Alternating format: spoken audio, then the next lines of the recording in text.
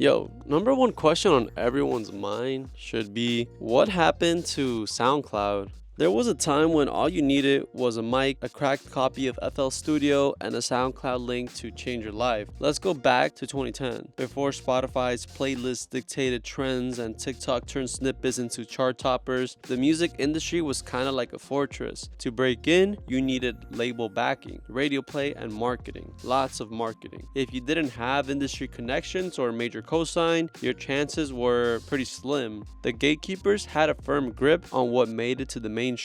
And then came SoundCloud. SoundCloud was the Wild West of music, a free, open platform where anyone could upload a track. No need for industry approval, no need for studio time, or even these high-budget productions.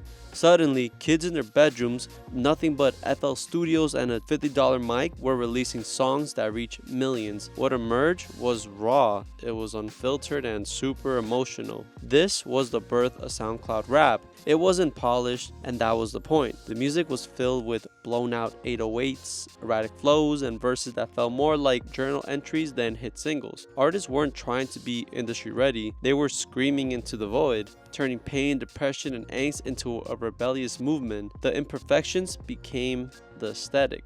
The lack of structure was the structure. These weren't traditional rappers. These were cultural outliers who built cult followings by embracing who they were, their flaws, emotions, and all. By 2017, the movement was unavoidable. Lil Uzi Vert turned his alien-like charisma into Billboard hits. XXXTentacion's Look at Me was distorted. It sounded like it wasn't meant for radio, yet it became inescapable. Lil Pump, Trippie Redd, Ski Mask Slump God, even meme rappers were going platinum. The industry couldn't even keep up with them. Their look was chaotic, but it felt authentic, and that authenticity resonated with millions. Every track felt like a cry for help. Juice WRLD was singing about heartbreak and addiction. Lil Peep fused emo rock with trap long before it was a trend. It wasn't just music, it was more like therapy in a way, and it spoke to a generation struggling with depression and anxiety. But the rawness came with consequences. What made SoundCloud rap so powerful also became its downfall. Artists were young and unprotected. They were handling instant fame, massive attention, and personal demons without any safety nets. Most of them had never experienced the pressure of public life or the infrastructure of a major music career. With no mentors, no experience or managers, and often no long-term plans, they were left to navigate an industry built to exploit them and not to protect them. Many of these artists came from environments where therapy and mental health were inaccessible or stigmatized.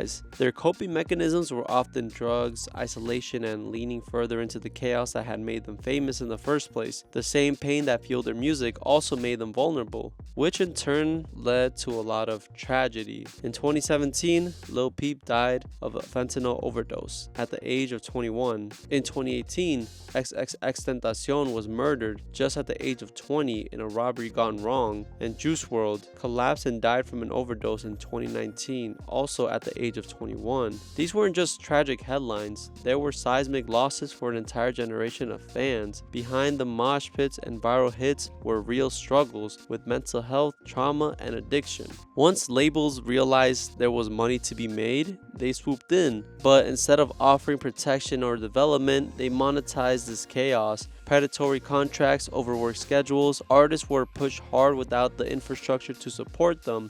There should have definitely been more of a focus on mental health resources, but there just wasn't any. And these artists were not seasoned veterans. They were often teenagers or barely out of high school, trying to cope with fame while still figuring out who they were as people. What they needed wasn't just management, they needed mentorship. People who understood the weight of their influence and the toll of their lifestyle. They needed spaces to grow without being exploited, to create without being consumed. But the industry, it moved fast, and the support system never caught up. The tragedy of SoundCloud rap isn't just about what was lost, it's also about what could have been saved. By 2020, the movement began to lose steam. SoundCloud itself stopped innovating. The algorithm no longer favored discovery like it once did. Meanwhile, platforms like TikTok, YouTube, and Spotify became the new launchpads. Artists didn't need SoundCloud to go viral anymore. Yeats, Ice Spice, Ken Carson, new stars emerged, blowing up without ever needing to upload a SoundCloud first. The distorted rage and lo-fi aesthetic that defined SoundCloud rap gave way to to cleaner,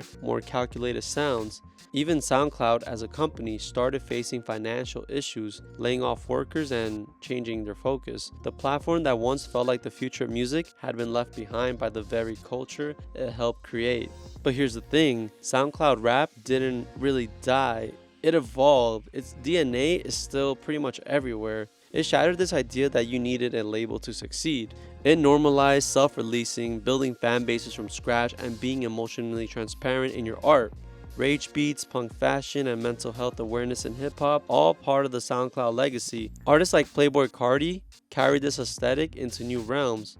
Experimental, fashion-forward, and cult-like. SoundCloud rap changed what it meant to be an artist. It proved you didn't need permission. You didn't need to fit into a mold. You just had to be loud enough, honest enough, and passionate enough for someone to listen. So, is SoundCloud rap dead? Not really, but definitely the era has passed. But its impact is still felt everywhere. In the sound, the strategy, the style. It was chaotic, it was beautiful, and in a way, it was a tragic moment in music history. One that gave a voice to the voiceless, changed the system, and left behind a blueprint for the next generation of artists. The question now is, can SoundCloud ever make a comeback, or was this lightning in a bottle? An unrepeatable burst of raw creativity that burned fast but changed everything in its wake.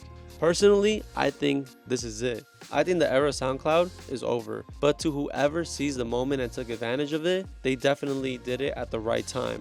Will we ever see another era like this? Honestly, I have no idea. We'll just have to wait and see how creative people can get, what other platform they'll use to grow a fan base. But until then, we just have to enjoy and look back on this era of music, how unpredictable it became. So, that's it for this video. Let me know if you enjoyed it. Go ahead and give a like, subscribe, and click on that notification bell to stay up to date for whenever I drop a video next. If you want more videos like this one, let me know in the comments below. I'll try experimenting with some interesting topics, but until then, I'll see you in the next one.